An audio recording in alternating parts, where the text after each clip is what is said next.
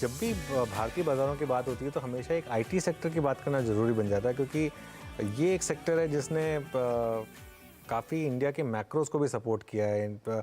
जितना dollar inflow IT sector की वजह से आता है, नीलेश भाई, अगर वो नहीं होता तो आपका एक व्यू था कि शायद हमारी भी हालत थोड़ी पतली हो सकती थी, जैसे हमने श्रीलंका में देखी या बाकी कंट्रीज़ में देखी।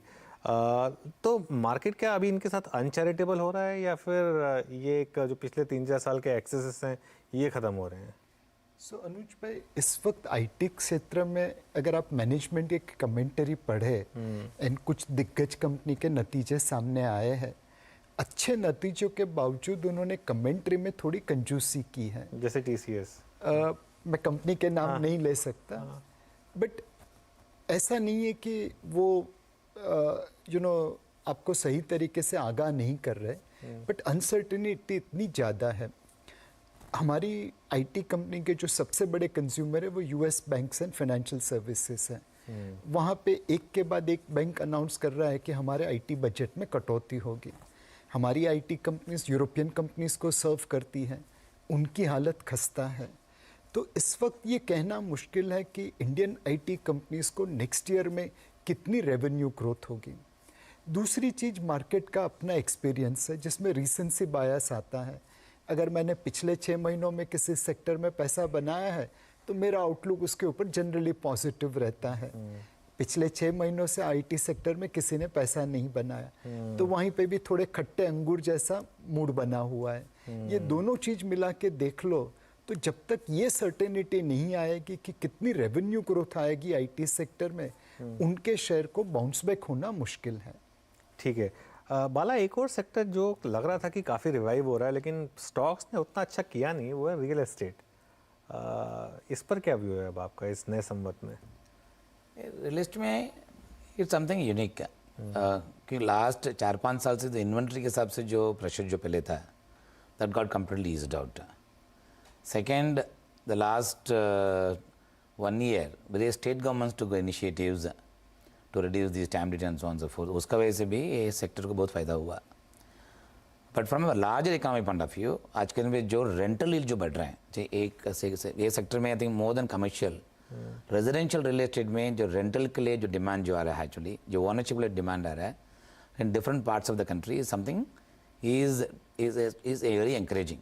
अगर उसके हिसाब से देखते हैं, plus also even the housing loan rates हैं, इतना इंटरेस्ट रेट बढ़ाने के बाद भी जो हाउसिंग लोन जो बोरोअर जो है उनके लिए जो इंक्रीज आया is not very large enough actually to reduce the demand. So from that angle if you see affordable housing में wherever the price range is in certain range, say 5,000 to 7,000 rupees kind of range, I think there is a demand. Ownership or owning housing is increasing.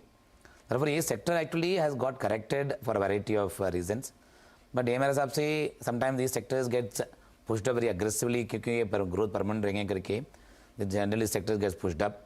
But इनका cash flow is something, though we know what is going to be the cash flow, but they of course go through the working capital keeps increasing and so on and so forth. Therefore, उसके valuation के हिसाब से impact हो जाते हैं. But this sector is something should be watched out from the ownership point of view. I think again one has to take आज के दिन पे जो पहले जो real estate में risk तो जो चल रहा था, especially related to the consumer related grievances, वो मेरे हिसाब से पूरा बंद हो गया with yeah correct. अनुज भाई, मेरा एक छोटा सा थंब रूल है, जिस क्षेत्र में बोरोअर की बोरोइंग रेट मैन्युफैक्चरर से कम हो उस क्षेत्र में जाने में ध्यान रखना चाहिए। ओके। आज आप मैं बाला हाउसिंग लोन लेते हैं तो 7-7.5-8% में मिलती है। रियल एस्टेट डेवलपर जब जाता है बैंक के पास या एनबीएफसी के पास पैसा लेने, तो वो 10, 12, 15, 20, 24, 30, 40% देता है। यह दिखाता है कि इस क्षेत्र में गवर्नेंस का कितना दारोमदार है। जब तक ये इक्वेशन चेंज नहीं होगा तब तक real estate sector secular growth नहीं दे पाएगा। उतार चढ़ाव आते रहेंगे, बट उन्हें अपना गवर्नेंस इतना ऊपर करना पड़ेगा कि उस क्षेत्र की कंपनियां की बोरोइंग कॉस्ट अपने कंज्यूमर की बोरोइंग कॉस्ट से कम हो जाए।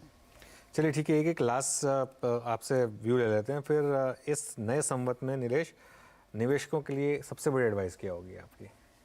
बाई ऑन डिप्स मार्केट है, करेक्शन में धैर्य मत खोना, खरीदते रहना, eventually India growth story will play out. Okay, Bala?